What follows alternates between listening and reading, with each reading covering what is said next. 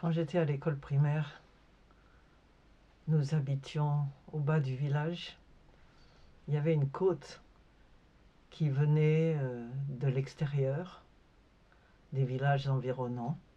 On passait un pont de pierre et la côte montait vers le centre du village. Et au centre du village, il y avait l'église et l'école des garçons et le cimetière. Mon école à moi était au milieu de la côte, sur la gauche. Souvent, quand j'étais un peu plus grande, ma mère a commencé à m'envoyer faire des courses. Puisqu'elle ne pouvait pas quitter la maison, elle était toute seule avec tous les enfants. Et mon père travaillait toute la journée, et jusqu'à tard d'ailleurs. Donc elle m'envoyait et j'allais faire les courses. Je ne me rappelle pas où j'achetais quoi.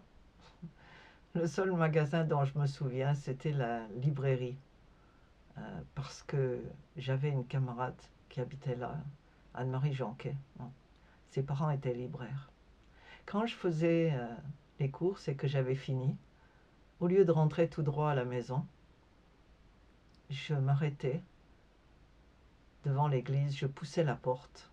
La porte était toujours ouverte, comme elle doit être, parce que Dieu laisse toujours la porte ouverte pour nous.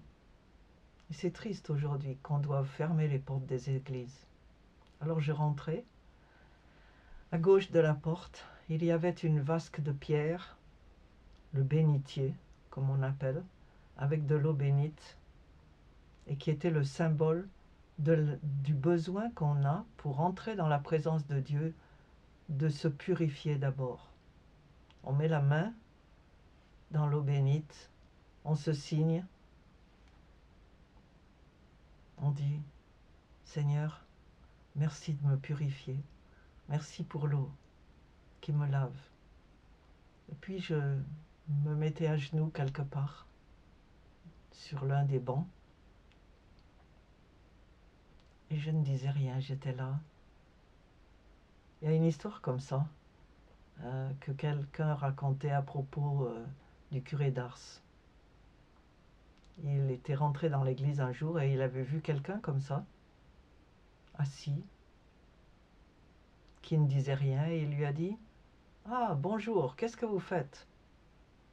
Et cet homme qui était illettré lui a dit « Je le regarde. » Et il me regarde. Ça, c'était sa prière. C'était aussi la mienne.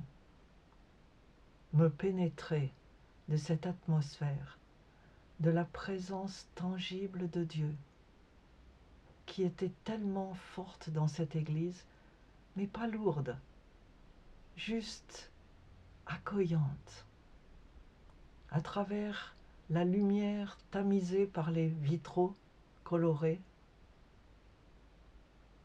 avec le parfum de l'encens, toutes ces prières d'encens qui avaient eu lieu dans cette église depuis des siècles. Il y a un parfum particulier dans les anciennes églises, dans les vieilles églises. Et avec ce parfum, comme le psaume l'a dit, ma prière monte vers toi comme l'encens du sacrifice du soir. La prière qui avait rempli l'Église, qui avait monté vers Dieu, qui était montée vers Dieu depuis des siècles, avait laissé son empreinte, une empreinte légère, une empreinte de paix, de tranquillité,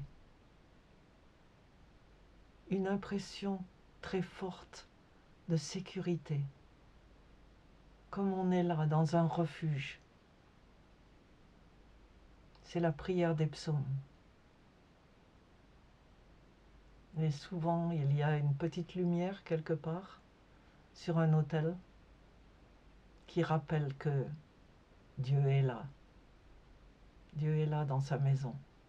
Il est partout, bien sûr, mais il a des endroits qu'il aime et qui disent son accueil. Et je restais là quelques minutes Et puis je rentrais à la maison et je ne me souviens pas que ma mère m'ait jamais demandé comment ça se fait que tu n'es pas encore rentré? Comment tu as traîné les rues? Quand j'étais en secondaire, c'est ce qu'elle a commencé à faire. Elle nous surveillait comme le lait sur le feu. Il fallait surtout pas être en retard de 5 minutes. Mais quand j'étais en primaire, c'était encore le bon temps.